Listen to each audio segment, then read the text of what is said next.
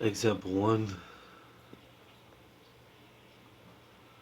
integral of tangent cubed x over cosine cubed x dx.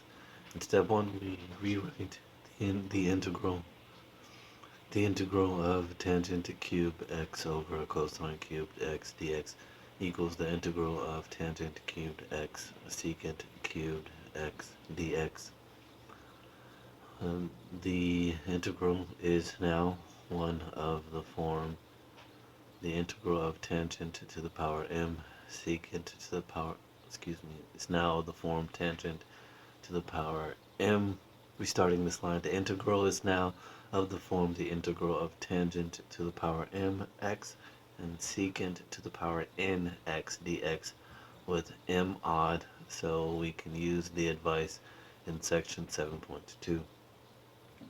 Alternatively, if in step 1 we had written the integral of tangent cubed x over cosine cubed x dx equals sine equals the integral of sine cubed x over cosine cubed x times 1 over cosine cubed x dx equals the integral of sine cubed x over cosine to the sixth power x dx, then we could have continued as follows with the substitution u equals cosine x.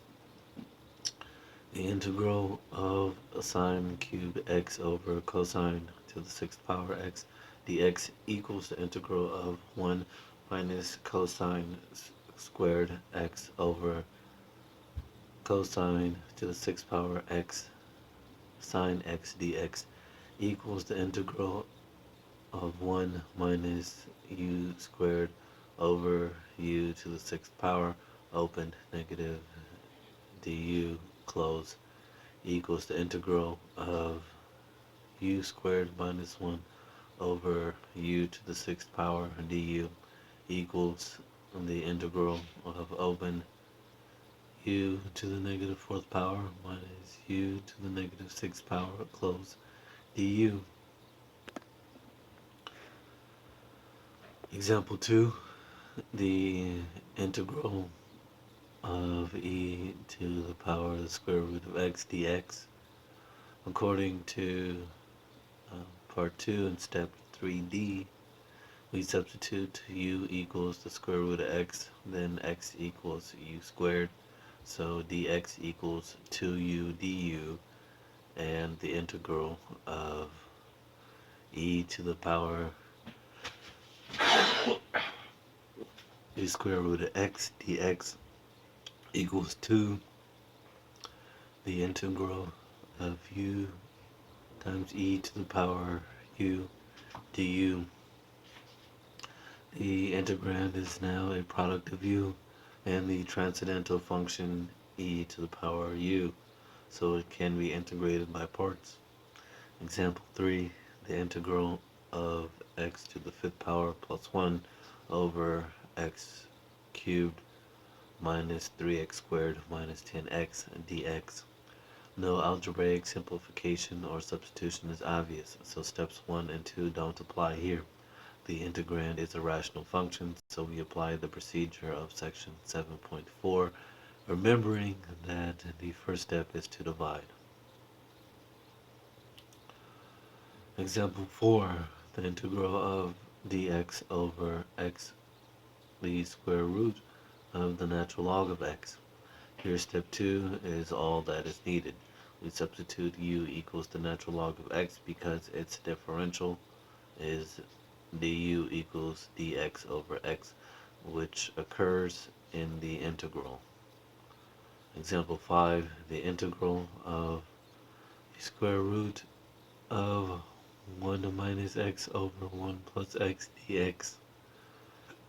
Although the rationalizing substitution u equals the square root of 1 minus x over 1 plus x works here, part 2 and step 3d. It leads to a very complicated rational function. An easier method is to do some algebraic manipulation either as step 1 or as step 4c. Multiplying numerator and denominator by the square root of 1 minus x, we have the integral of the square root of 1 minus x over 1 plus x dx equals the integral of 1 minus x over the square root of 1 minus x squared dx equals the integral of 1 over the square root of 1 minus x squared dx minus the integral of x over the square root of 1 minus x squared dx equals the inverse sine of x plus the square root of 1 minus x squared plus big C. Can we integrate all continuous functions? The question arises, will our strategy for integration enable us to find the integral of every continuous function? For example, can we use it to evaluate the integral of e to the power x squared dx? The answer is no, at least not in terms of the functions that we are familiar with. The functions that we have been dealing with in this book are called elementary functions. These are the polynomials, rational functions, power functions, x to the power n, exponential functions, b to the power x, logarithmic functions, trigonometric and inverse trigonometric functions, hyperbolic and inverse hyperbolic functions, and all functions that can be obtained from these by the 5 operations of addition, subtraction, multiplication, division, and composition. For instance, the function f of x equals the square root of x squared minus 1 over x cubed plus 2x minus 1 plus the natural log of the hyperbolic cosine of x close minus x times e to the power sine 2x is an elementary function. If f is an elementary function, then f prime is an elementary function, but the integral of f of x dx need not to be an elementary function. Consider f of x equals e to the power x squared.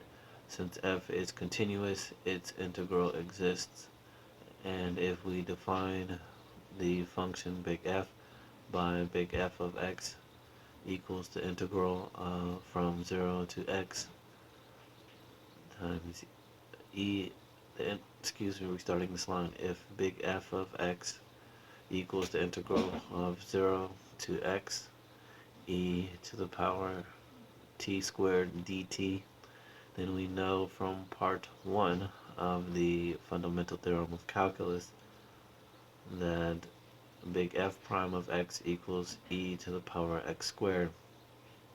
Thus f of x equals e to the power x squared has an antiderivative of big F, but it has been proved that if big F is not an elementary function, this means that no matter how hard we try, we will never succeed in evaluating the integral of e to the power x squared dx in terms of the functions we know. In chapter 11, however, we will see how to express the integral of e to the power x squared dx as an infinite series.